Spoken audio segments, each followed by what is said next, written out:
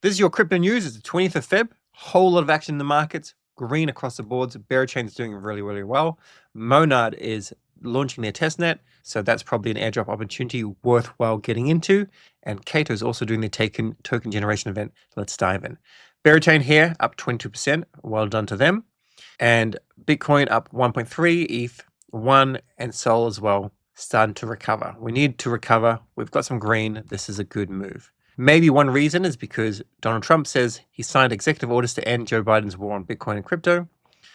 Look, it's just attacking Joe Biden, of course, but essentially, if it doesn't matter what's happening, if we can start to see a move for US in terms of fostering that crypto community, that is a win.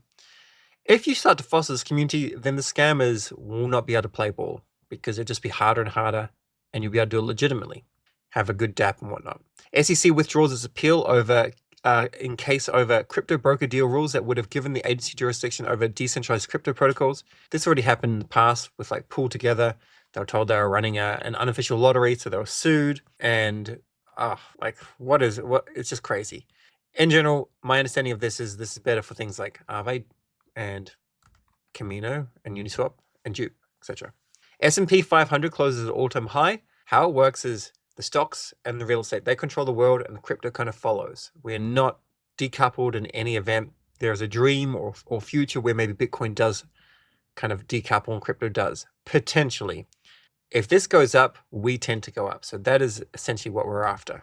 Bitcoin spot ETF holdings are 30-day change. This is essentially, are people buying or selling? If it's negative, they're selling more than they're buying. If it's really, really positive, there's obviously a lot more buy pressure. Right now, it's a little bit low, so we're wanting this to pick up, but we can see that it's still not negative, even though price has not been doing very, very well. It's not been negative since September last year. And each trader is going to have their own theory, and I'm not a technical analysis trader. I'm starting to incorporate it more because I do see the value in it. I personally think that we need to break 100 and stay above 100 for Sol and other tokens to kind of lift up. However, Sol's going to have a little bit of a hard go with all of the crime, I guess the crime season on Solana. If you see better opportunities elsewhere, go for it. The vast majority of my attention will be on Solana and validator.com. We just have Solana staking. We don't have another validator for another blockchain as of yet. Solana still has so much going for it. Now, Same Pump says this. We've got this low bar here where things have dipped down, and it most recently dipped down to like 91,000, something like that, 18th of Feb. And as long as we hold that and don't break below that, is what he's saying. Bullish bias as long as Feb 18th low holds, because there is talk of it going down to 89 to the big support level there, which some people say is big support. There's people saying like $70,000 Bitcoin. However, if you overall, if you look at banks' custodial abilities for crypto, the ETF going well, a pro-crypto government in the US, all this sort of stuff, like this is not the time to be bearish. This is time to certainly not leverage necessarily, but DCA and whatnot.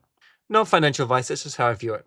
SEC acknowledges 21 shares filing to allow staking for its spot Ethereum ETF. This is pretty cool because what they're doing is they're taking the Ethereum, allowing it to go into a smart contract. Then it earns a yield of not much. I think it's like 2.5% or something. But if the Solana ETF flies by, and it will, and then they allow, there's a precedent so they can stake. Then you can go and stake your Solana ETF. It's going to earn with MEV and inflation rewards. It's going to earn maybe 9%, depending on the validator they validate with. They'll probably run their own or something like that. And that will start to make things like far more attractive to hold these assets because essentially they're paying dividends. The market state visualization, BNB's been struggling a little bit, but they're going to get a whole lot of attention. So not an asset you may necessarily want to hold a whole lot of because it's only available on BNB. It's not like ETH on 15 different, promising layer 2s or Sol on potentially the most promising layer 1. But at the same time, don't fade against Mr. CZ. In general, though, green, and we like green. Fair and Greed's at 49. If we dip lower, that's like a hard reason to buy. And this is still in our kind of DCA zone, in my opinion, because whatever you're buying now, Sol at 170. I put a long on yesterday, you saw at 172, it dipped down to 170, and it's back up to 174. It's nothing major, but putting them on now, I think in a month's time, 2 months' time, it'll be doing really, really well. I'll probably close them around 200. We'll see. Having a look at the Solana calendar, the crypto calendar in general, we've got KAITO Claim is live, Sui Walrus NFTs. Remember, Mountain Dial is still on. This is an error. Pain launched. We'll talk about that soon. Jupiter 555 vote ends. This is an error. This should be deleted. That 555 vote, I think it's just going to be postponed or changed or whatnot. So there's no voting right now for Jupiter. That's an important thing to know. There's no Jupiter planetary calls. There's no Jupe rally. There's no votes going live. There's a mammoth amount of FUD. If you don't remember, or if you need a bit of a touch-up, Ben Chao resigned from Meteora. Meteora and Jupiter, it's just like they're together. They're same team. They're just kind of split apart, different companies, whatever, but same kind of core team and values. Ben Chao has resigned. I don't think he should resign. I think he should it should go to a vote, and I think the best system would be a Futagi vote. He resigned because he basically allowed Keisler Ventures to just screw over his community. It's pretty sad, to be honest. I like like you would know that bundling is not the way forward, and this massive sale pressure. I can see why he resigned, but I think he shouldn't. I think it's better if he comes in and not just be given a free pass. He's a fantastic dude. I've met him, I've dealt with him, and I like him. But he should be there to repair the damage he's done. He's done all these good things. He's made a big mistake here.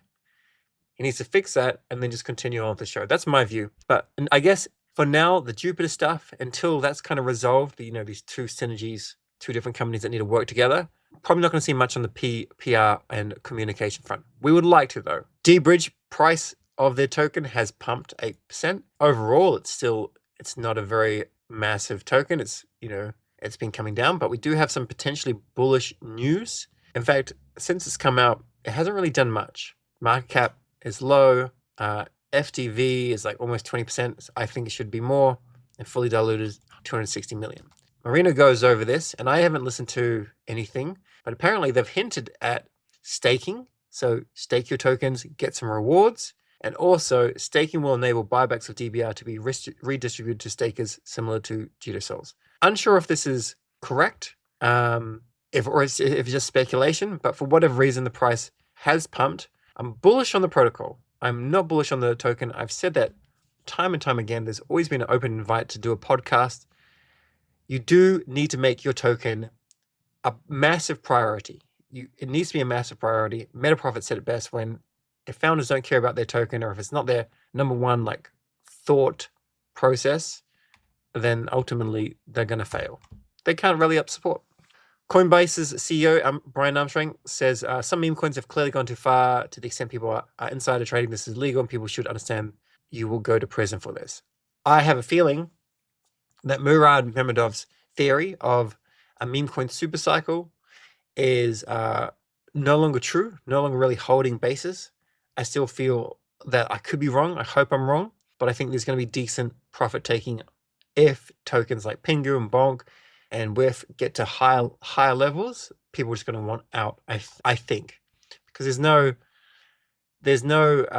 way to really form a moat other than a dedicated community.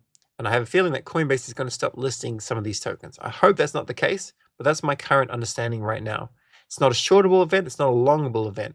It's just my major thesis, thinking Murad Mamedov is quite accurate with what he's talking about.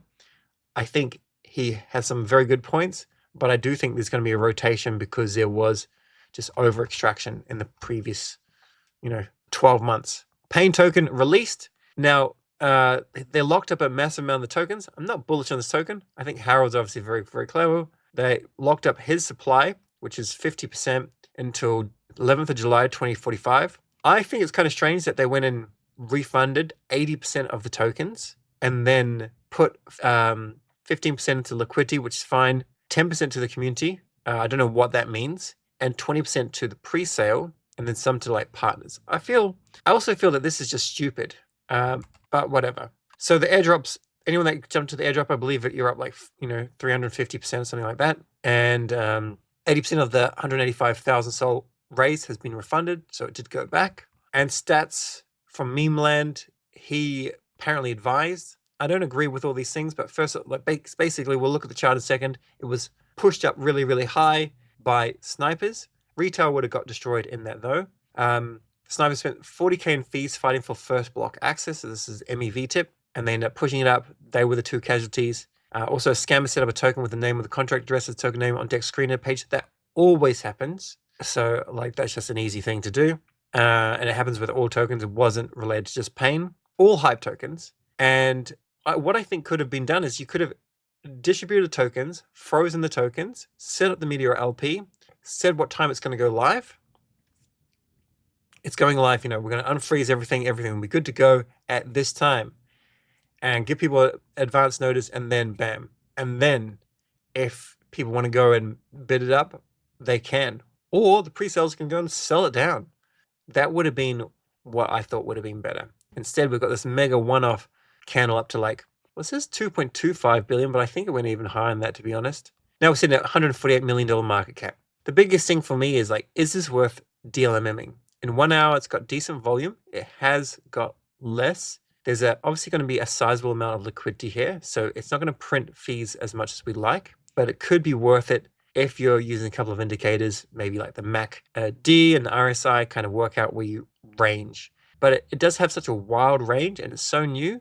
I would much rather give this 3 days and see if it kind of starts to form, a range. Otherwise, it's just too much of a big risk. Like some tokens do better and a far less risk. I don't even know what this token is. And, shout out to Pep for being in a range for so long. But we can see, I've just been deploying to capital in a DLMM and just collecting $50, $100 worth of fees every day on this. And just, helping that protocol or helping that project.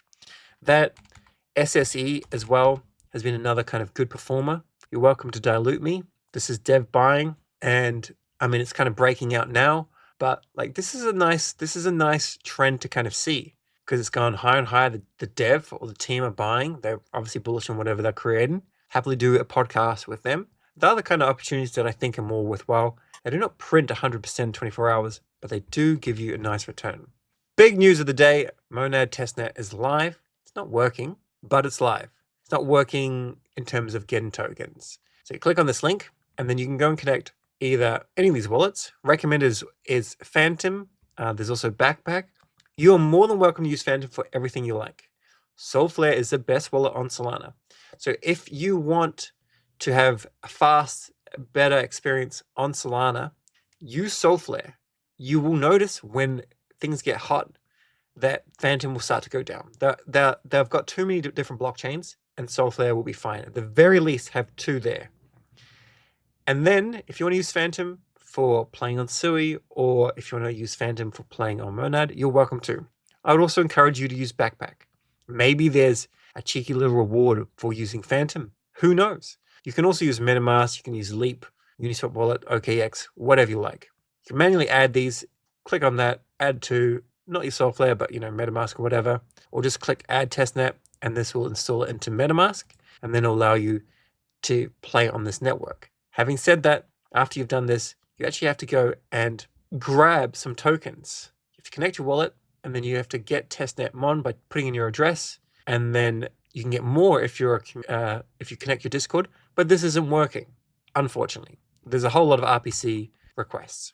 Now, in terms of what should you be doing here, the unfortunate thing is there's going to be probably 500,000 actual people and probably upwards of 5 million actual wallets, a lot of them bot farms, just getting free tokens, running them on servers, doing different transactions, trying to be real users. So do not spend all day on this adventure, because I don't think it's going to work out for you. But hopefully it works out for some of us, or most of us that are doing it, and maybe we want to spend 20 minutes a day on Monad. It does have potential, of course. And I don't know how long Testnet goes for. But do all these things. So grab some Mon if you can, if that faucet works. It says via faucet or directly through Phantom. I don't know how that works. Haven't seen that. Also, to get this community Discord role, I have a friend that did it. He has 4,000 messages in Discord. So you really have to have helped out the community over the last 6 months in order to get that fatter stack, which I've heard is 500 tokens, could be less. And also, if you had a small amount of ETH in a wallet that was active on ETH mainnet, I believe, then you also got 1.2 tokens or whatever. So go and mint these things. Just give them a go. I would love to show you live, but the force it's not working. Here's some other ones. I have no idea. I haven't actually been able to work one out, to be honest. I have no idea how they managed to, if they've been sponsored by Monad or if they've been paid by Monad a fee to actually do all this, and if these tokens will then migrate to mainnet. I'm not really sure. Welcome. Get amongst it. They all have this theme, which I don't really dig.